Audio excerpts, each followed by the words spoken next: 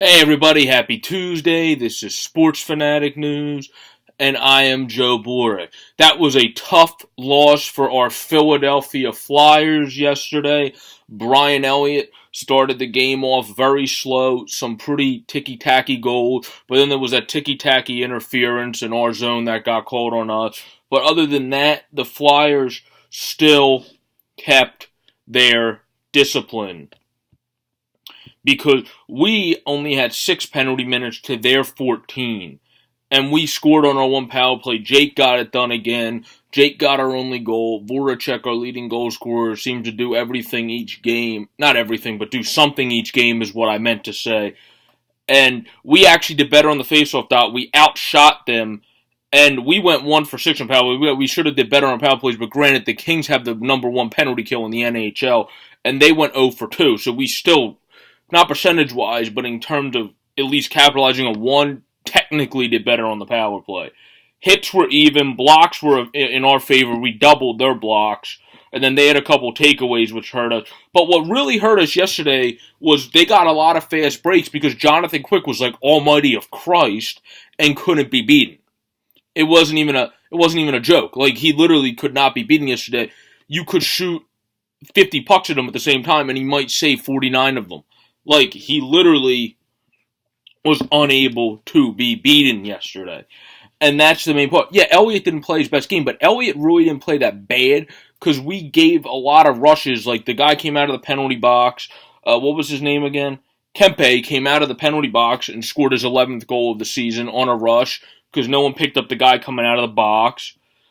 Then Toffoli buried one late in the third on that breakaway. That was a breakaway.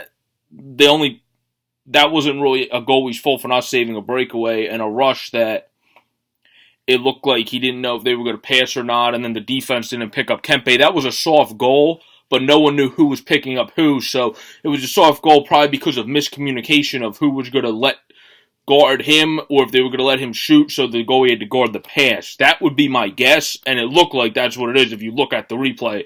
Elliot's kind of looking around, not knowing what's going on, so it seemed like a miscue. Martinez's goal was kind of soft from the point, though, but that's a surprise shot. That's not an easy shot to save. The only people that probably saved that, essentially, are Quick, their goalie, Carey Price, Lundqvist, maybe this year, definitely Lundqvist back in the day, and guys like that, Bob, our former goalie, people like that. Lewis's goal was definitely a soft one, though. That one could have been saved.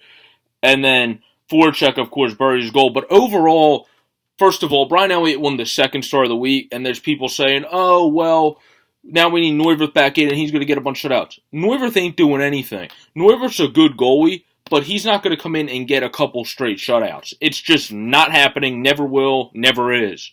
He might get a shutout, but he's not that great of a goalie either. They're both platoon goaltenders, and Elliott has the hot hand, obviously, being Neuwirth's out. And if he wins the start of the week, just because he has one bad start doesn't mean you switch back to your other goaltender.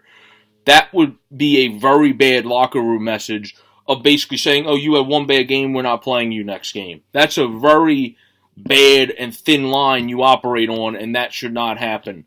Brian Elliott will have a good game next game. I'm calling it right now. As long as he starts tomorrow against the Red Wings, who are 12-13-7, and we're 14-12-7 going into that game, he will have a good game against Detroit. It will happen, unless if they put Lyon in for his first start. It will happen, and he will have a good game against Detroit.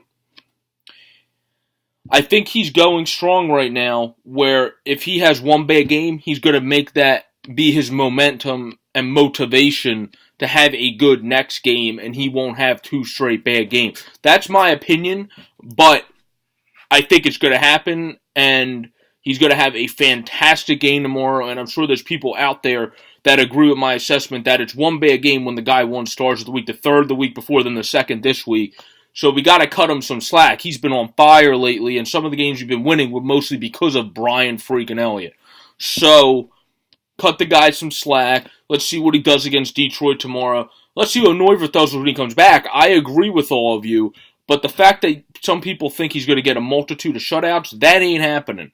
He's not that good of a goaltender. He's an average goaltender, just like Elliott, who actually was they were both above average at some point of the career. They had like one or two good seasons, and then they've just been up and down. And Elliott's, of course, the hot hand. Like I said, right now, we'll see what Noivy does when he gets back. But that's a when. So, because his injury just keeps lingering. They thought he would be back a little bit earlier. Now they pushed back a little bit. But Elliott's doing fine. Give him a break. He will do good against the Detroit Red Wings tomorrow. This has been a reaction to the Flyers game last night versus the LA Kings that Jonathan Quick robbed us 10 times over. This is Sports Fanatic News. I'm Joe Boric. Peace out, everybody.